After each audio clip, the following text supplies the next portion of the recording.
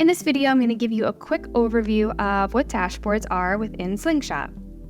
When you first log in, I recommend coming up here to the My Analytics tab, and you should land on Getting Started. And then we have a few different samples in here that you can open and kind of see visually what you can accomplish with dashboards. And what these dashboards are they are direct connections right into your data. So whether you need to connect into an Excel file or any of these data sources directly, you can connect and then create visualizations right from these data sources, which allows you to have something like the end result that you see here, where you can bring all of your insights and analytics into the same place that you are managing your projects and collaborating with your team.